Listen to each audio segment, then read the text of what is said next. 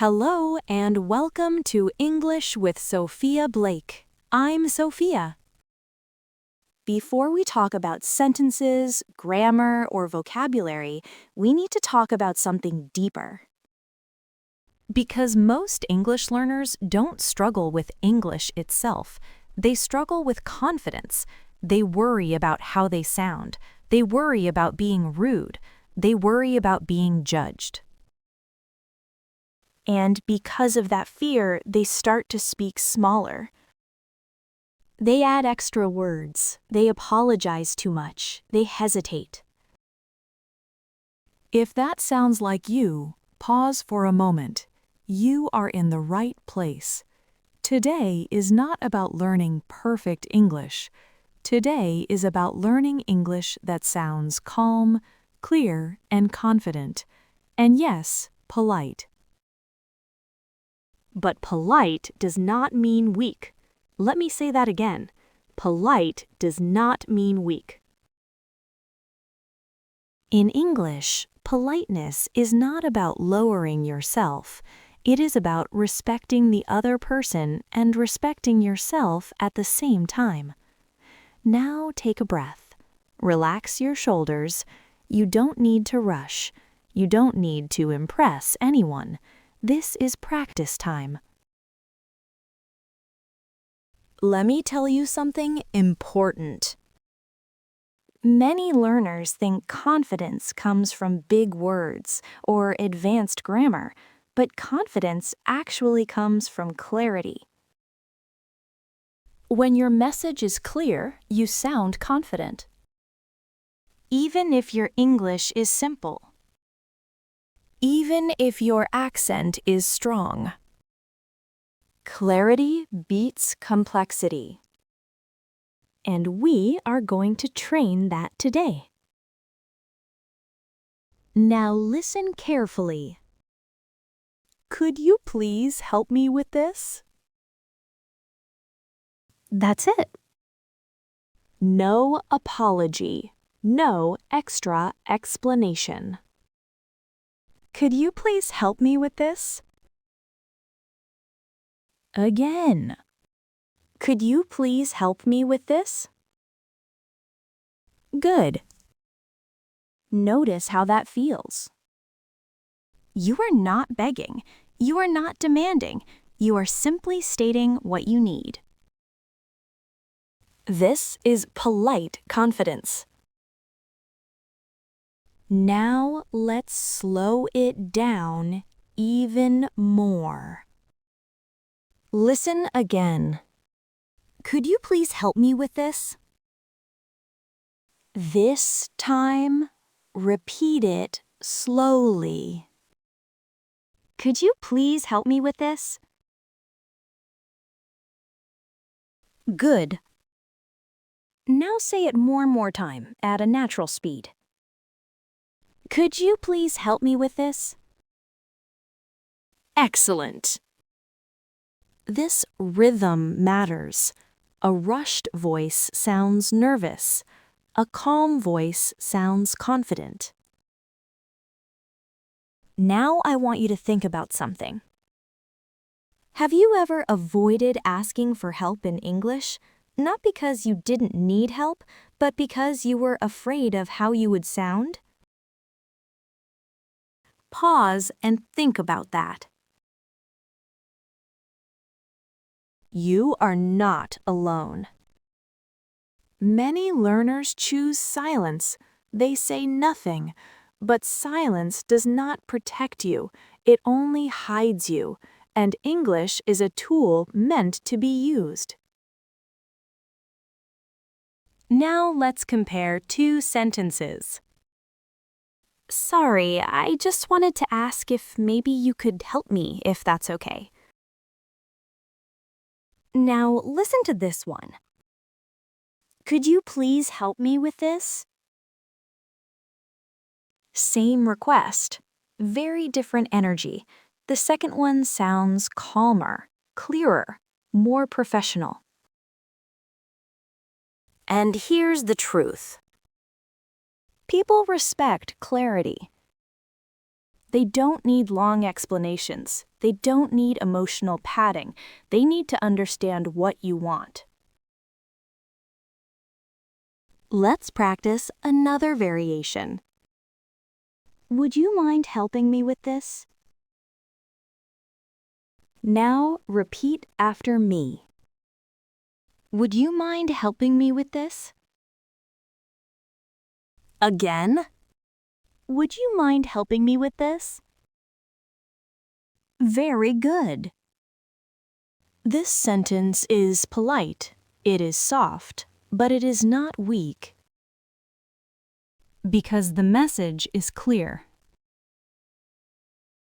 Now pause for a moment. Ask yourself this question.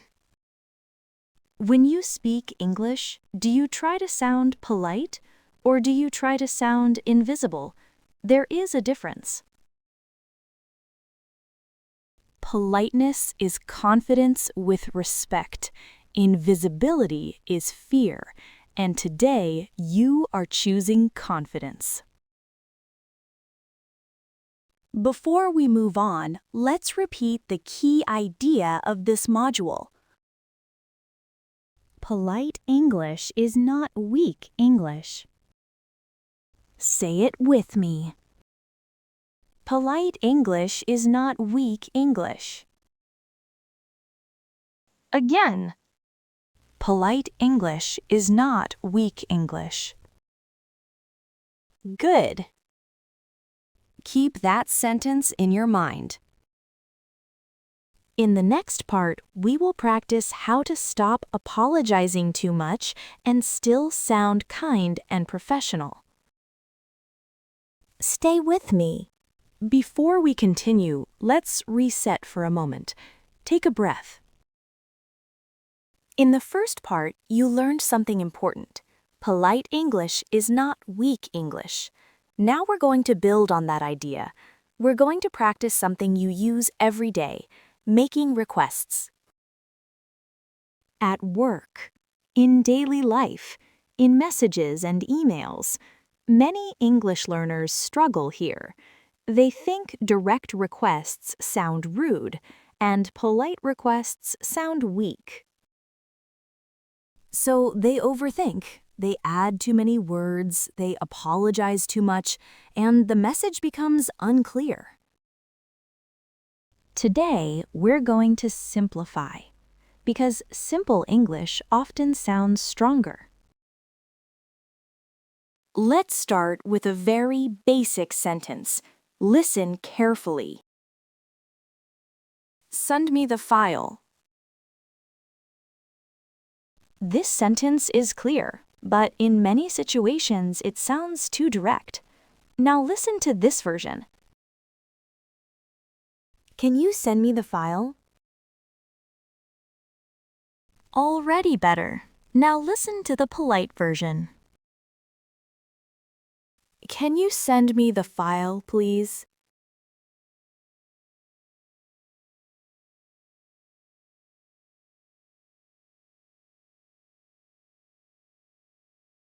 Can you send me the file, please? Again. Can you send me the file, please? Good. Notice something important. You did not say sorry. You did not explain yourself. You simply asked. That is polite clarity. Now, let's take it one step higher. Listen.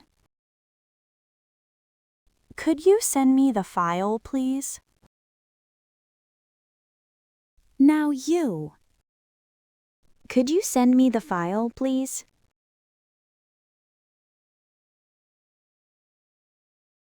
Again. Could you send me the file, please?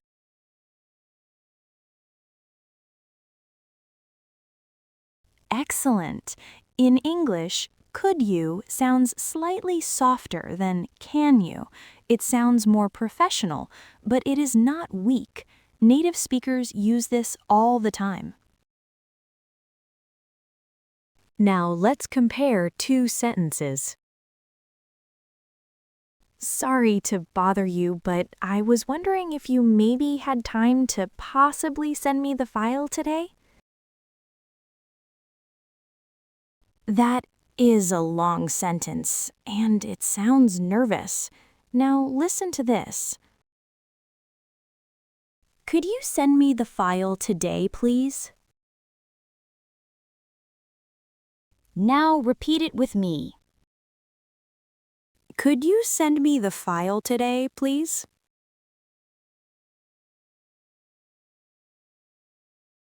Again. Could you send me the file today, please?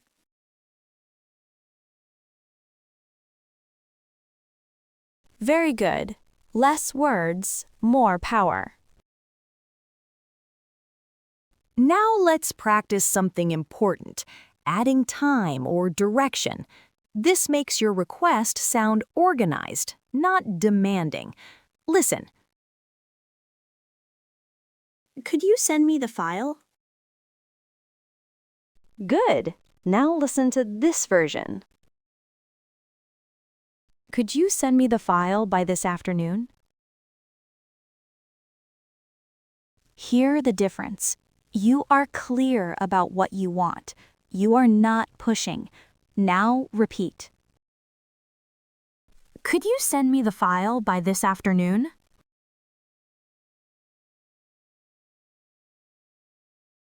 Again. Could you send me the file by this afternoon?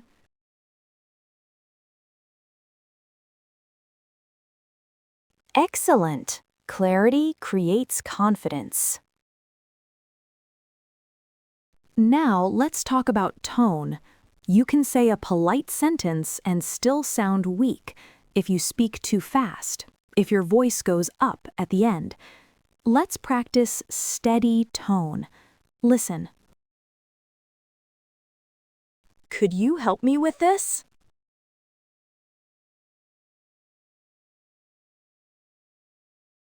Could you help me with this? Good. Now say it again naturally. Could you help me with this? Perfect. A calm voice sounds confident. Now let's fix a very common mistake. Some learners say, "Please, can you help me?" This is not wrong, but it sounds emotional. A more natural option is this. Can you help me, please? Or this. Could you help me with this, please? Now repeat. Could you help me with this, please?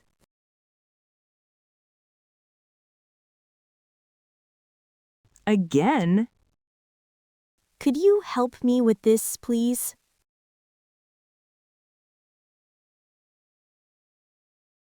Very good. Now pause for a moment. Think about your daily English. How often do you need to ask for something? Information, help, time? Making requests is normal. It is human. You are not asking for a favor every time. You are communicating needs, and clear needs sound confident. Let's finish this part with one strong reminder. You do not need long English to sound polite. You need calm structure. Say this sentence with me. Short, clear English sounds confident. Again? Short, clear English sounds confident. Good. In the next part, we're going to fix one of the biggest confidence killers in English, over-apologizing. Stay with me. Before we continue, take a short breath. Relax your jaw, let your shoulders drop. Now, let's talk about one habit that quietly destroys confidence in English.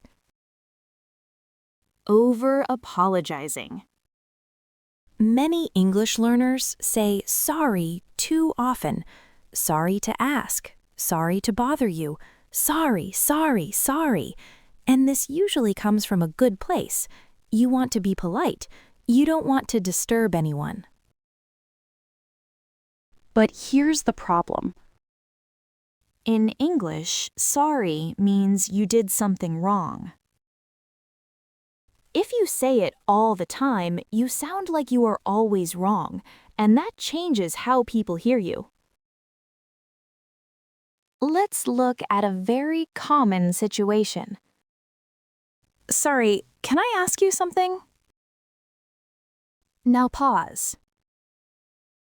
This sentence is polite, but it also sounds uncertain. Now listen to this version. Can I ask you something? Same meaning, different feeling. Now repeat after me. Can I ask you something? Again. Can I ask you something? Good.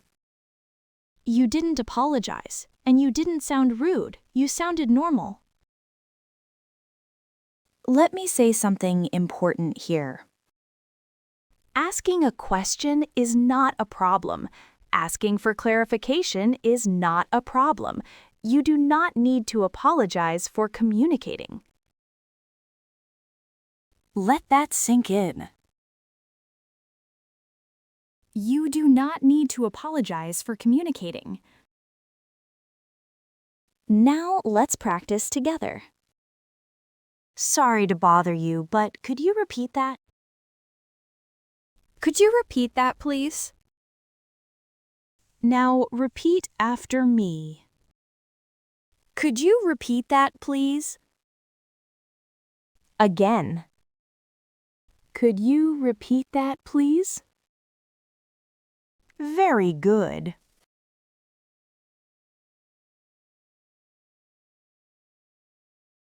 Now let's try another example.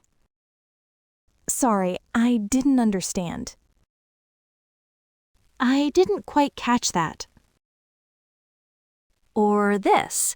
Could you explain that again? I didn't quite catch that. I didn't quite catch that. Good. Could you explain that again? Again. Could you explain that again? Excellent. No apology needed. You did nothing wrong. Now let's slow down and reflect. Think about your own English. How often do you say sorry when you don't actually need to? At work? In meetings? In class? Just notice it. You can change it later. Awareness comes first. Now let's practice replacing sorry. I'll say the weak version first, then the confident version. Listen. Sorry to ask, but can you help me? Can you help me? Can you help me? Can you help me? Good. Another one. Sorry for bothering you, but I have a question. I have a question. Or this. Can I ask you a question? Can I ask you a question? Can I ask you a question? Very good. Short, clear, confident. Now, let me be very clear. This does not mean you should never say sorry. Sorry when you make a mistake, when you are late, when you hurt someone. That is real politeness. But saying sorry before every sentence is not politeness, it is fear. and we are training confidence. Let's finish this part with a mindset shift. You are not taking something from people when you speak English. You are participating, you are communicating, and you deserve to be heard. I don't need to apologize for speaking. I don't need to apologize for speaking. Good. In the next part, we will work on something that changes everything: your tone and how calm English sounds confident. Stay with me. Before we continue, take a gentle breath in and let it out slowly. This part is not about new sentences. It is about how you say them. Because even perfect English can sound weak if the tone is nervous. And simple English can sound powerful if the tone is calm. Let me say something very clearly. Confidence is not about speaking loudly. It is not about sounding strong. It is not about speaking fast. Confidence is calm. A steady voice sounds confident.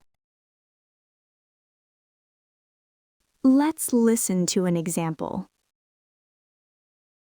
Could you help me with this?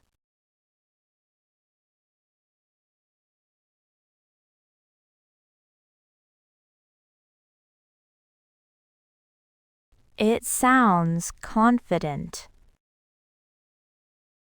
The words did not change, only the tone changed. Now let's practice together. Listen first. Could you help me with this? Now repeat it slowly. Could you help me with this? Good. Now repeat it again, but keep the calm feeling. Could you help me with this? Excellent. Feel the difference in your body. Calm English feels grounded. Now let's talk about something important. Many learners raise their voice at the end of a sentence. This sounds like a question, even when it is not. Could you send me the report? If your voice goes up, it sounds uncertain. Now listen again. Imagine the voice stays steady. It sounds clear. It sounds professional. Let's practice that. Listen. Could you send me the report? Now repeat, keeping your voice steady at the end. Could you send me the report? Again? Could you send me the report? Very good. This is a small change, but it has a big effect. Now let's slow the pace. When learners feel nervous, they often speak too fast. Fast English sounds rushed. Rushed English sounds insecure, so we slow down.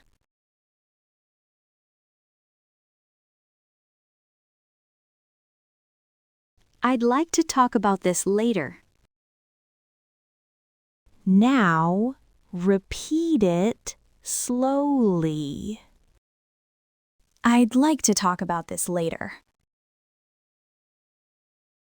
Good. Now repeat it naturally. I'd like to talk about this later. Perfect. Calm pace, clear message. Now let's practice another example. Listen. I don't think this will work. Now repeat it slowly and calmly. I don't think this will work. Again. I don't think this will work.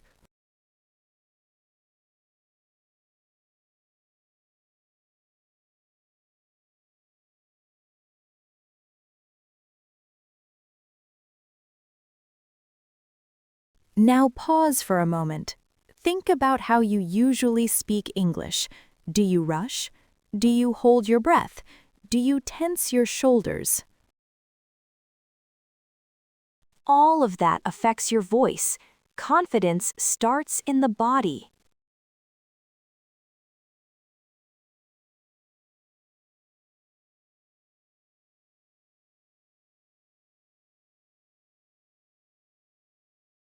Now say this sentence with me. Calm English sounds confident. Again. Before we begin, pause for a moment. Take a slow breath. This part is difficult for many people, not only in English, in any language. Saying no feels uncomfortable. It feels risky. Many learners think, if I say no, I will sound rude. If I say no, people won't like me. If I say no, I will lose opportunities. So they say yes, even when they are tired, even when they are busy. And slowly, stress builds up. Today, we're going to change that. Because saying no politely does not make you a bad person. It makes you honest. Let's start with a very common situation. Sorry, I can't. Sorry. And it sounds like you did something wrong, but you didn't. You simply can't help right now. Now listen to this sentence. I'm afraid I can't help with this. Listen again. I am afraid I can't help with this.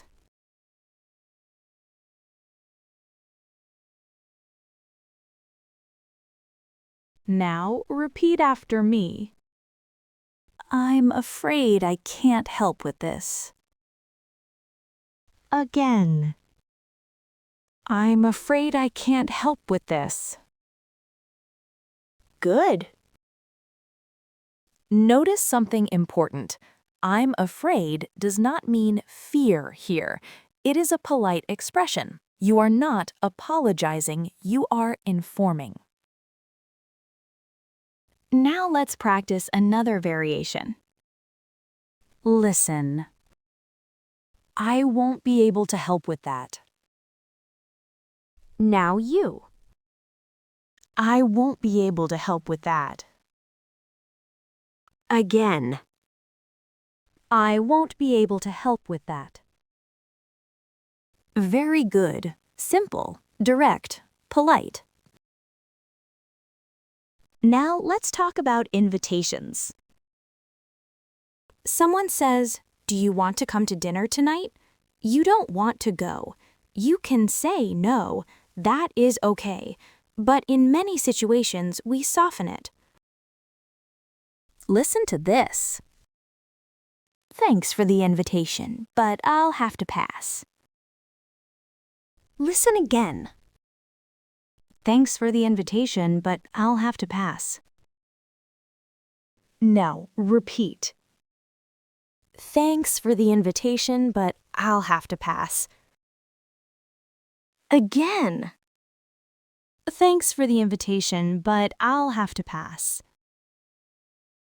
Excellent. This sentence is polite, and it protects your time. Here's another useful option. Listen. Thank you, but I already have plans. Now, repeat. Thank you, but I already have plans. Again? Thank you, but I already have plans. Good. You don't need to explain more. Your time is valuable. Now, let me give you a very helpful structure. Remember this pattern: thank you plus no plus optional reason.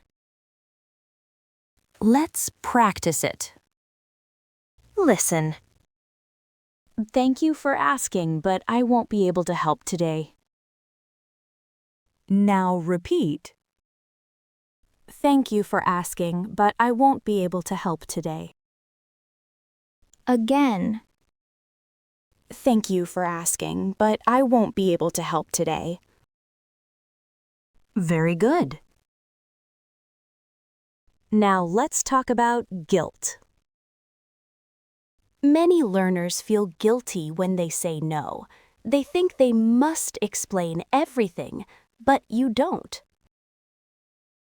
A calm no is enough. A calm no is enough. Sure. Think about your own life. Where do you say yes when you really want to say no? At work, with friends, with family? Just notice it. You don't need to change everything today. Awareness comes first. Now, say this sentence with me. Saying no politely is healthy. Again. Saying no politely is healthy. Good. You are not being rude. You are being clear. In the final part of this episode, we are going to practice something advanced. Disagreeing politely, sharing your opinion without sounding aggressive or invisible. This is a powerful skill. Stay with me. Before we begin the final part, pause with me. Take a slow breath. This part is challenging for many learners because disagreement feels dangerous. If I disagree, people will get angry. If I disagree, I will sound rude. If I disagree, I will damage relationships. So many learners choose silence. They nod. They agree, even when they don't feel the same. But silence has a cost. When you hide your opinion, you become invisible. Today, we're going to practice something different.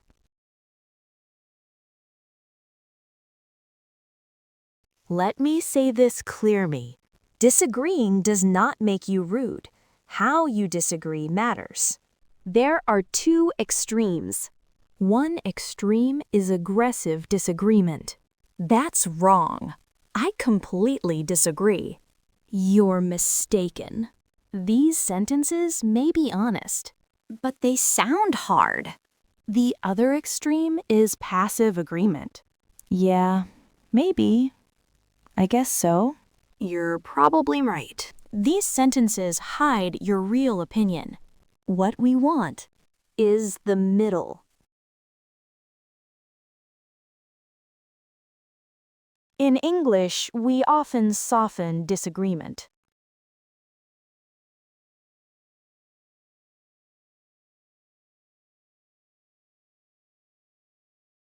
Listen carefully. I see your point, but I think there's another way to look at it.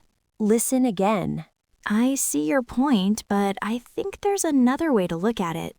Now repeat after me. I see your point, but I think there's another way to look at it. Again. I see your point, but I think there's another way to look at it. Very good. This sentence is powerful. I see your point shows respect, but introduces your opinion. You are not attacking, you are joining the conversation. Now let's try another structure. Listen. I understand why you think that. However, I see it a bit differently. Now repeat.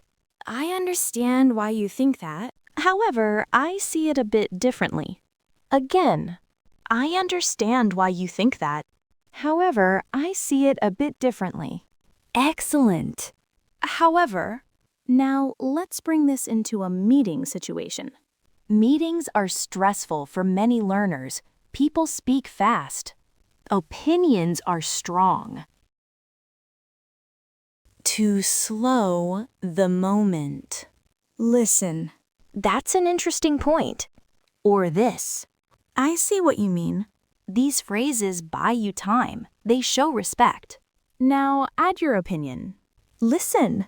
That's an interesting point. But I'm not convinced it will work in the long term. No. That's an interesting point. But I'm not convinced it will work in the long term. Again. That's an interesting point. But I'm not convinced it will work in the long term. Very good. Now pause for a moment. Think about your own experience. Have you ever stayed silent, even though you had an opinion? That silence matters. Your ideas matter. English is not just a language, it is a tool.